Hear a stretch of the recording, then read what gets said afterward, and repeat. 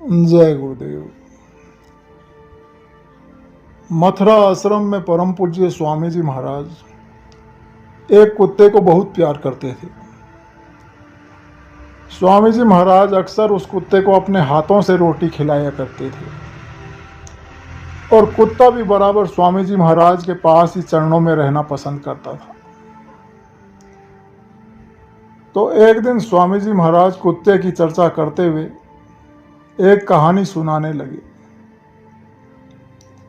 स्वामी जी महाराज सुनाए कि एक बार एक कुत्ता था। उस कुत्ते को किसी आदमी ने डंडा मार दिया तो उस कुत्ते ने राजा के यहां जाकर फरियाद की और न्याय की मांग की। तो राजा ने मंत्रियों से पूछा तो मंत्रियों ने राजा को बताया कि इस किस्म के अपराध का तो कोई कानून ही नहीं है महाराज। तो फिर राजा ने पंडितों से राय ली।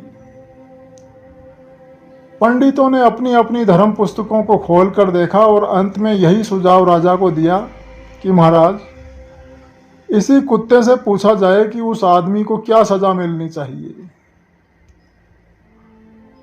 तो राजा ने फिर कुत्ते से कहा कि तुम ही बताओ कि तुम्हें मारने वाले को क्या सजा दी जाए। तो राजा की बात सुनकर कुत्ते ने कहा कि महाराज, इस आदमी को बद्रीनाथ का महंत बना दीजिए। यह बात सुनकर राजा बड़ा ही आश्चर्यचकित हुआ और राजा ने कहा कि यह तो कोई सजा नहीं हुई। तो कुत्ते ने कहा कि महाराज, मैं भी कभी बद्रीनाथ का महंत हुआ करता था और आज मैं कुत्ता बना हूं। इस आदमी ने मुझे डंडे मारे हैं, यह भी जब महंत बनेगा तो फिर से कुत्ता बनेगा, तो इसको भी ऐसे ही डंडे मारे जाएंगे। परम पूज्य स्वामी जी महाराज ने यह कहानी सुनाई और कहानी समाप्त होने पर कुत्ते की आंखों से जल बहने लगा और उसने परम पूज्य स्वामी जी महाराज के चरणों में अपना मस्तक रख दिया। इस कहानी के पीछे क्या रहस्य था और इस कहानी को सुनाने के पीछे क्या रहस्य था, कोई समझ नहीं पाया।